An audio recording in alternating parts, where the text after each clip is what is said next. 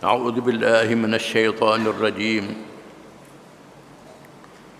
يا أيها الذين آمنوا كتب عليكم القصاص في القتلى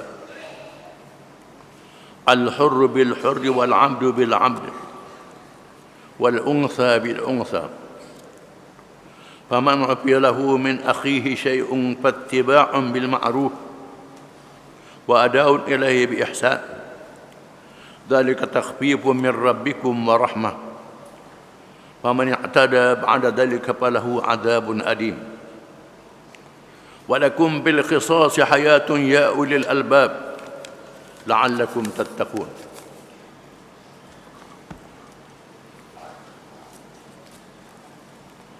Maksudnya, wahai orang-orang yang beriman, diwajibkan kamu menjalankan hukuman qisas, yakni balasan yang seimbang dalam perkara orang-orang yang mati dibunuh, iaitu orang merdeka dengan orang merdeka dan hamba dengan hamba dan perempuan dengan perempuan.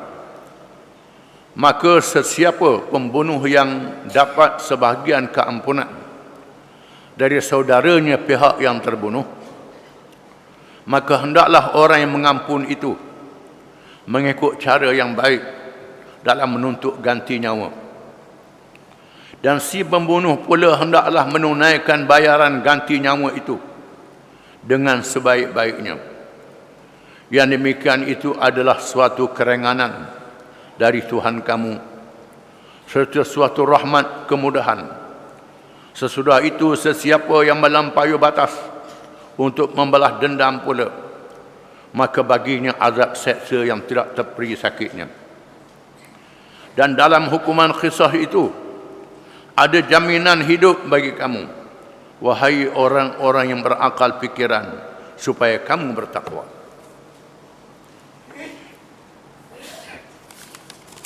Ayat-ayat ini berkait dengan hukuman jinayah dalam Islam. Kesalahan mencedera dan membunuh. Islam membetulkan penyelewengan orang-orang Yahudi dan orang-orang jahiliyah yang bukan Yahudi dalam masalah jinayah. Khususnya di kalangan Yahudi yang membeza-bezakan antara satu sama lain. Kabilah Qaridah dan Bani Nadir. Apabila Bani Nadir memerangi Bani Qaridah, dapat menguasai Bani Qaridah, sekiranya yang terbunuh itu kaum Bani Nadir, tak dikenakan hukuman bunuh. Kalau Qaridah baru kena hukuman bunuh. Ini perangai uduh orang Yahudi. Mereka membezakan sesama mereka. Padahal hukuman qisas ini ada dalam kitab Taurat. Maka Allah mendedahkan penyelewengan orang Yahudi.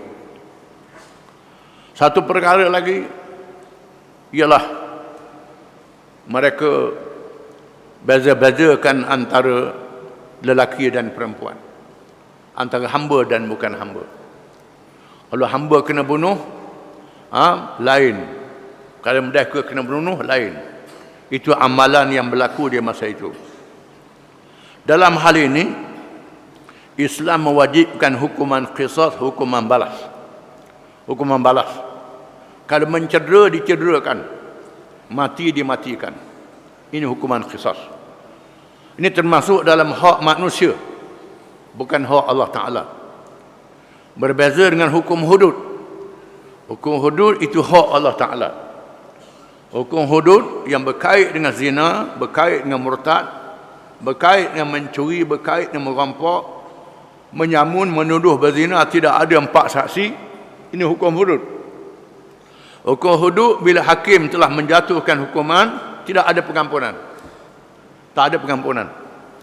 Ada pun hukum qisas, termasuk dalam hak manusia. Bila hakim menjatuhkan hukuman, maka dia beri hak pengampunan. Hak pengampunan itu ialah kepada keluarga si mati. Kalau mencederakan orang yang dicederakan, boleh mengampun secara percuma dan boleh mengampun dengan membayar ganti rugi, disebut diat. Beratus ekor unta. Zaman dulu unta lah, sekarang boleh pakai duit berapa ratus ribu ke juta ke sebagai bayar ganti rugi. Ini hukum yang dinyatakan oleh Islam. Disebut dalam Quran, perbezaan hamba lelaki perempuan ini dinasahkan dalam ayat-ayat dalam surah Al-Ma'idah yang akan kita baca kemudian.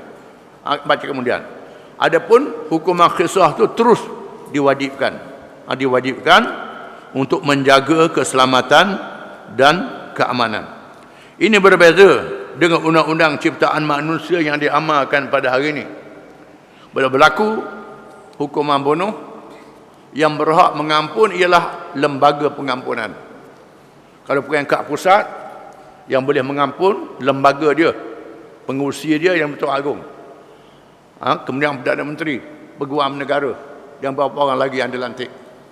Kalau peringkat negeri, pengurusi dia Sultan. Kemudian Menteri Besar dan Peguam Negara. Itu ahli lembaga pengampun. Ini menyangka hukum Islam. Dalam Islam tak boleh begitu.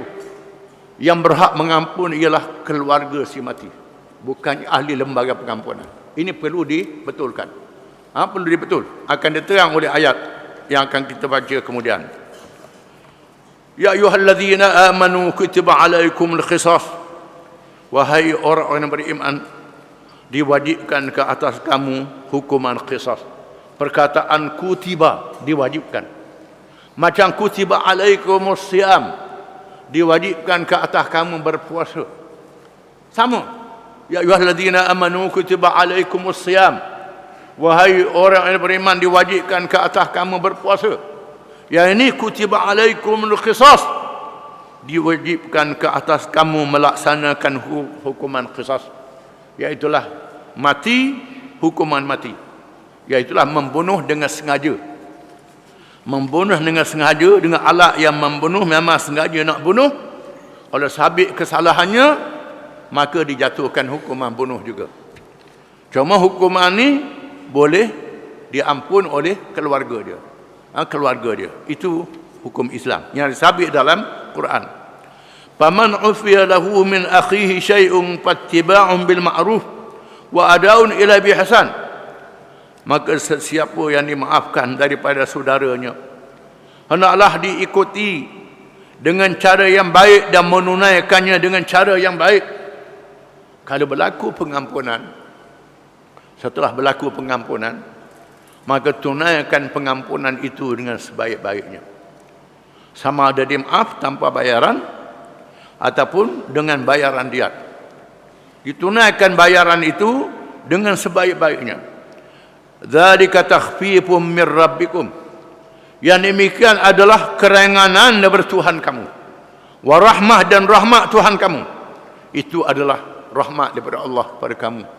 Untuk meringankan hukuman itu, kamu boleh memaafkan di antara satu sama lain. Maafkan. Maaf ni pahala sangat besar. Orang yang memaafkan kesalahan jenayah membunuh keluarga dia, dia maafkan, pahala sangat besar.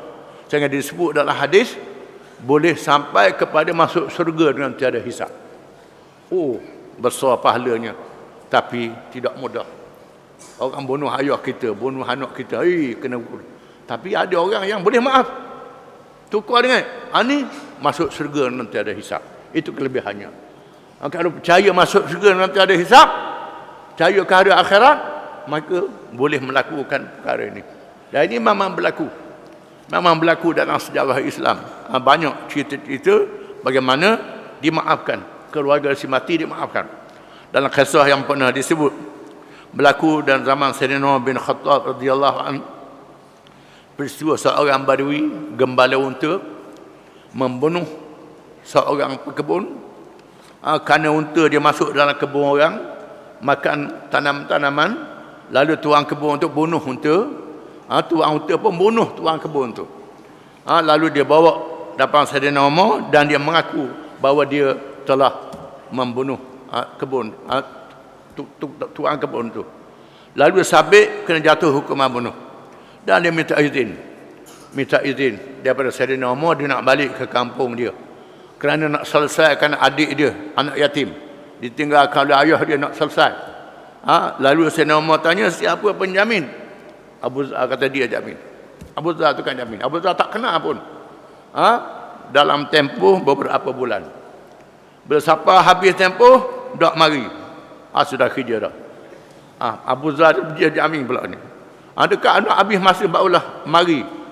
Dia mari dalam keadaan yang lelah, kan berjalan jauh. Sayyidina Umar kata, pasal apa mari? Patut melarilah. Dia kata tidak. Dia rela terima hukuman dunia ni. Dia percaya ke akhirat, sanggup terima hukuman dunia ni. Dan Sayyidina Umar tanya Abu Dzar, yang mu jamin mu kena tak? Tak kena. Dah pasal berjamin? Tak ada orang nak jamin dia. Saya jaminlah, kata Abu Dzar. Ini persedaraan Islam. Akibatnya keluarga si mati memaafkan. Dimaafkan. Ini peristiwa yang berlaku dalam sejarah Islam. Zaman Sayyidina Ali karramallahu wajhah, berlaku satu peristiwa di pasar, di mana seorang pergi ke pasar, pergi ke bilik air, mari orang bunuh dia, ambil duit. Dia bunuh dia, pembunuh tu lari. Tukang penjual daging pula masuk ke bilik air tu. Pisau ada di pinggang. Orang pun tengok ada orang mati. Tengok orang ni pula darah penuh, padahal darah daging lembu. Kata dia bunuh. Pisau pula ada pinggang dia. Lalu dia tak mampu nak bela diri dia, tak mampu nak bela diri dia, tak tahan. Dia asak-asak dia tak tahan. Akhirnya tak apalah, dia mengaku dah. Bila sampai masa tempoh nak jatuhkan hukuman, pembunuh yang sebenar sangat takut. Sangat takut kepada seksa Allah pada hari kiamat. Sangat takut. Kalau dengan sebab dia ni dua orang mati, dah dia bunuh orang yang tak bersalah nak dihukum bunuh pula. Lalu dia tampil ke hadapan mengatakan dialah yang bunuh yang sebenarnya. Akibat ini, maka keluarga si mati memaafkan, berlaku pengampunan. Ini iman yang ada dalam hati orang Islam. Orang lain tak ada, orang Islam. Dia tahu kelebihan akhirat. Jadi ini pengampunan dalam Islam. Kerengan bertuhan. Paman yang atada ba'da dzalik, berbeza dengan umat Nabi zaman dulu, berlaku dengan mukjizat. Contohnya surah Al-Baqarah diturunkan bersempena dengan kalangan Bani Israel yang pak saudara dia kaya, tak ada anak. Lambat pak saudara ni mati, bunuh anak saudara, bunuh pak saudara. Anak nak pesaka, dah dia tukang terima pesaka. Lalu mayat dia letak antara dua kampung. Orang bangun pagi esok, tengok ada orang mati.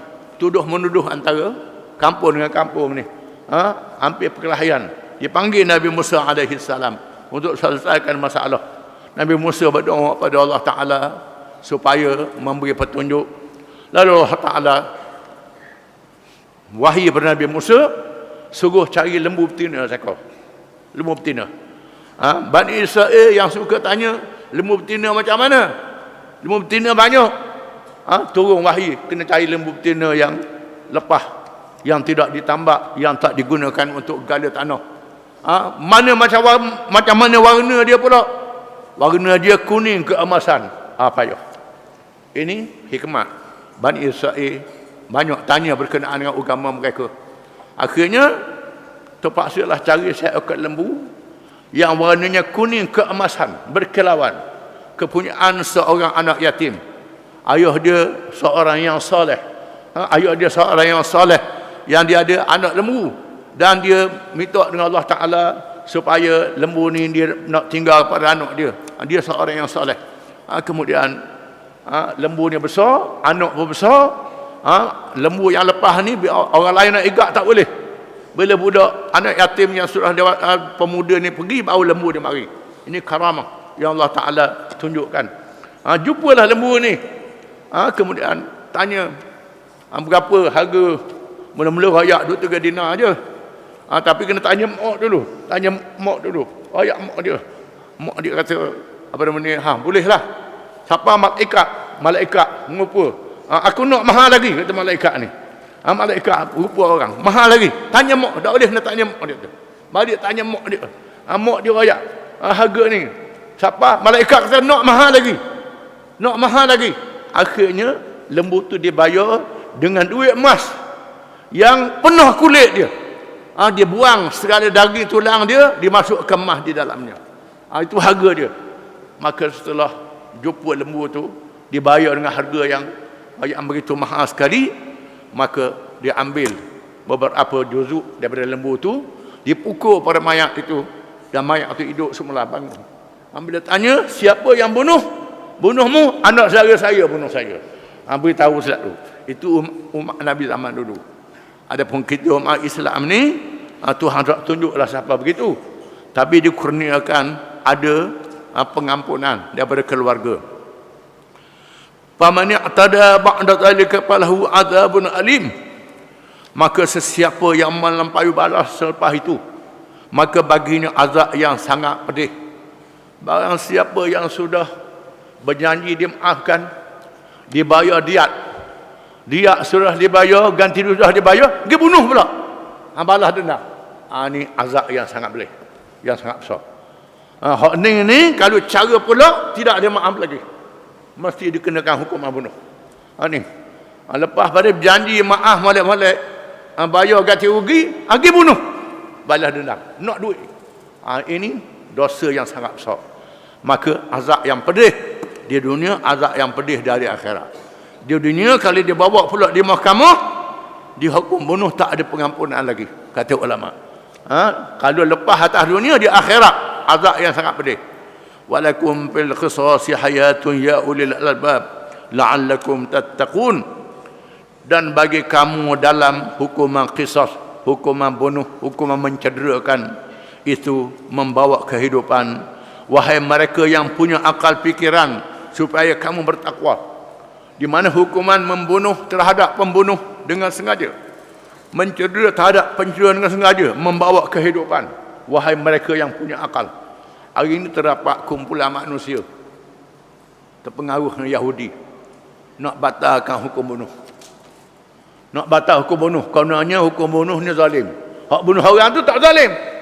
Tidak kepelek ni, paling pusing. Ada di negara-negara barat membatalkan hukuman bunuh, walaupun terhadap pembunuh, perampok yang bunuh orang, nak dibatalkan.